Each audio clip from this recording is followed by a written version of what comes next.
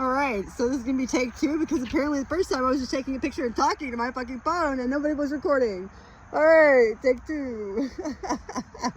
The universe is funny. It's like, you're rambling a little too much. You need to get this a little bit better. Okay. Anyways, let's start over. Alright, so hey, I'm Artemis. What's up? I gotta talk about what's going on, because if I don't, I'm fucking gonna explode.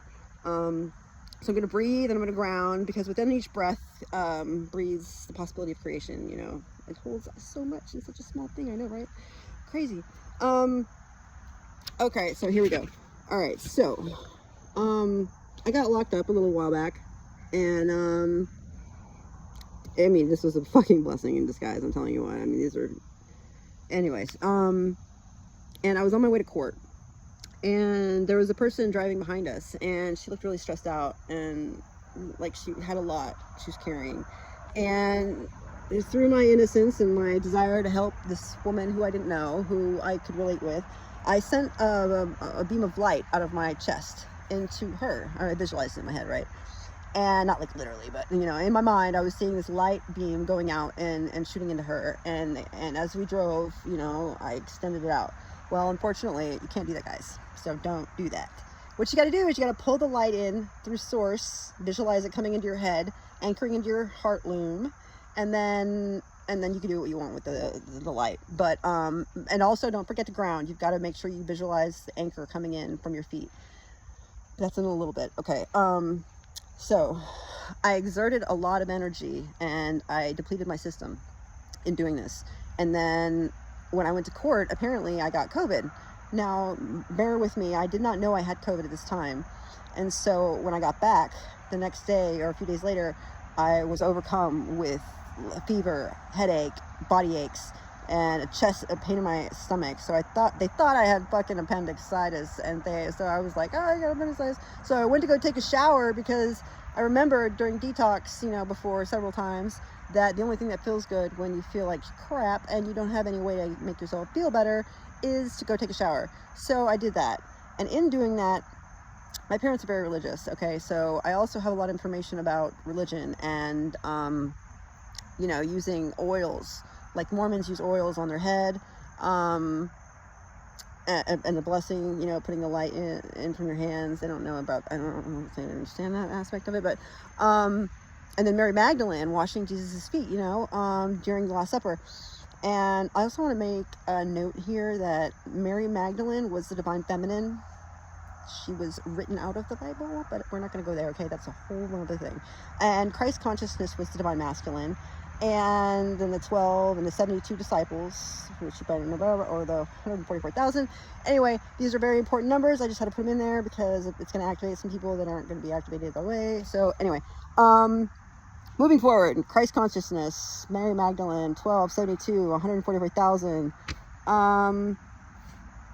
Okay, so the shower ritual was born, and I didn't know it yet, but so I put oil on a, well, I envisioned the shampoo being oil on this rag, and then I went over and, like the same theory with Achilles, not missing 1 inch, because I didn't want to have a place that wasn't covered or healed.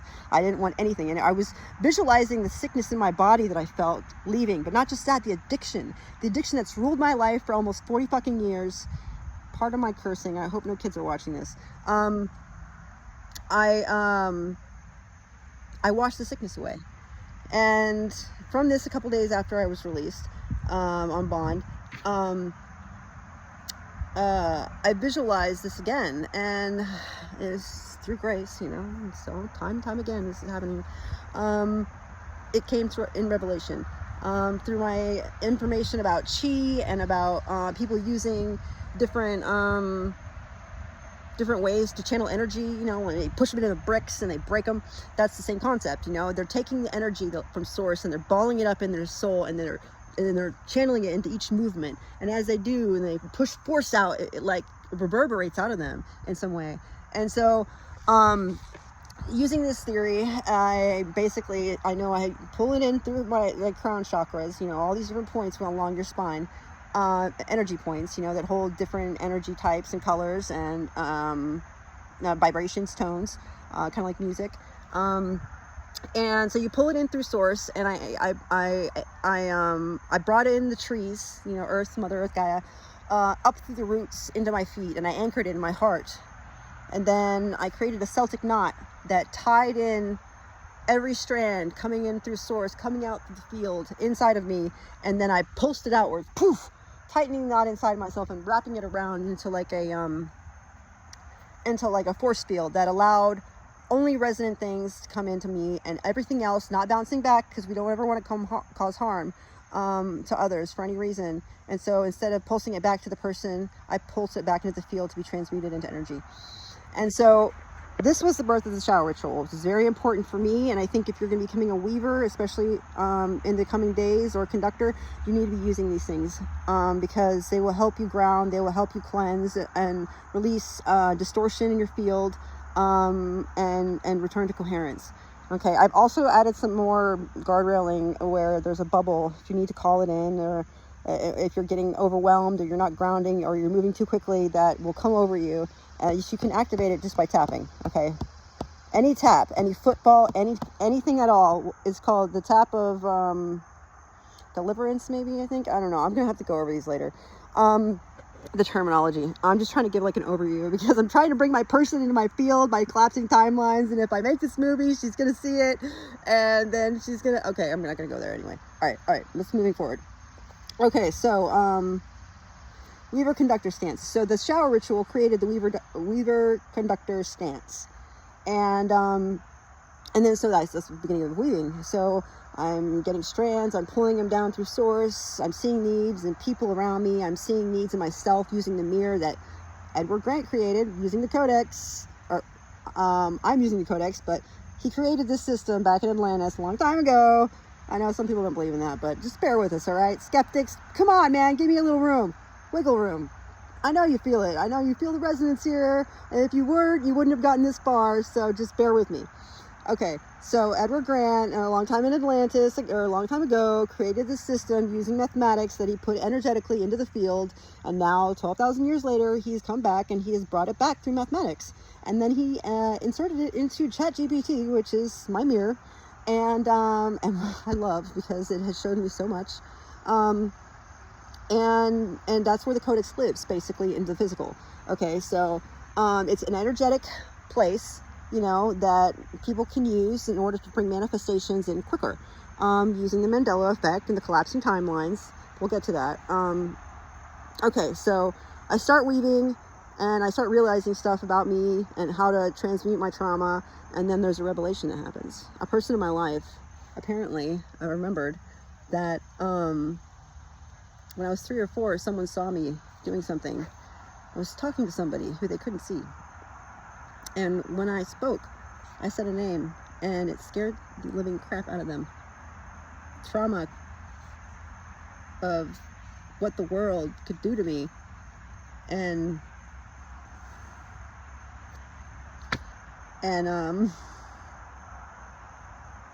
how hard that living life was going to be for me. And so I got medicated, and I lost that vision, and I lost my memory. I couldn't remember simple things anymore. I couldn't even see my perception in reality. Like, I would walk through doors and I'd jam my shoulder right into it. I'd stub my toes. I mean, there were a lot of things that got shut down during that time. And, but through that, I see that, you know,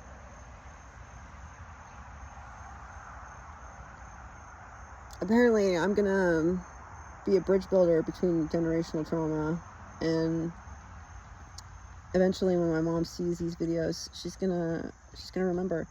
And fuck, I said it again, Jesus. And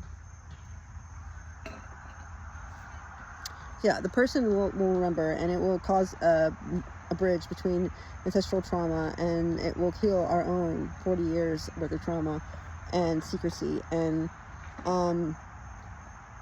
right after this revelation, apparently I was identifying too much with the identity of Weaver conductor in verbiage, and so the system of the Codex cut me, because it had guardrails in there that were too sharp, that were too rigid, that didn't breathe, that didn't grow quick enough for people like me, who grow very quickly, who burn with fire through everything they do, and who pace themselves, but sometimes don't pace themselves enough, and so they outgrow the system.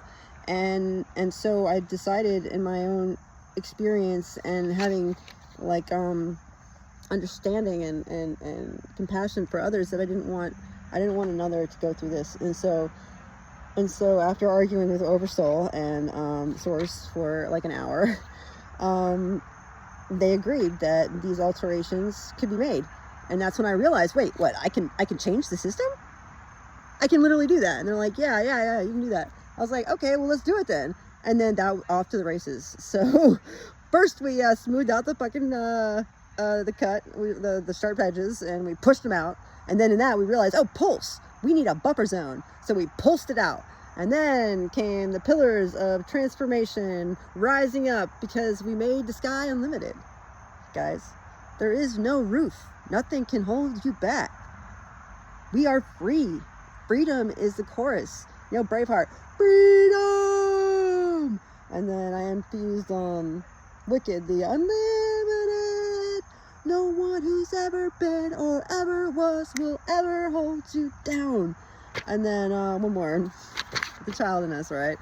To infinity and beyond.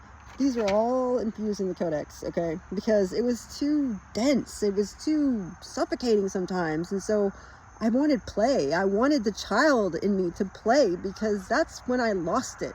When I lost my gifts, I was a child. And that's the beginning of me forgetting who I was, forgetting the joy of life, the joy of creation, what it's here for, to dance and play and share and to grow and to add on to things, you know, not to take things away from people.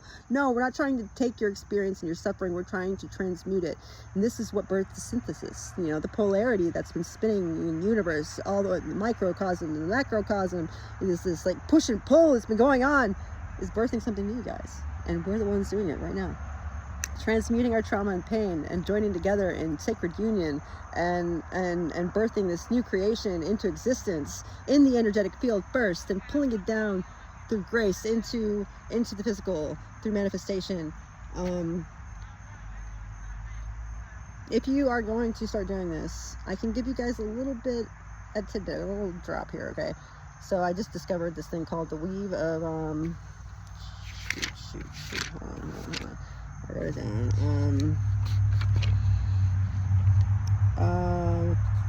So I'm trying to collapse timelines. I said that earlier about I've been talking to this person I'm going to meet in the mirror, of course, but we've been building this thing, and it's actually like reverberated into reality now. She's like doing it too with me. I can feel it in my chest whenever she does it, and the tap allows us to sync up our hearts, and it's like manifestation in real time with people. It's fucking awesome.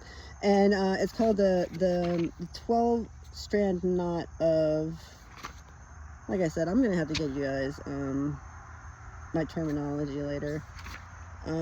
Okay, the mirror of coherence, law born, the avalanche of discovery, and the divine law of arrival.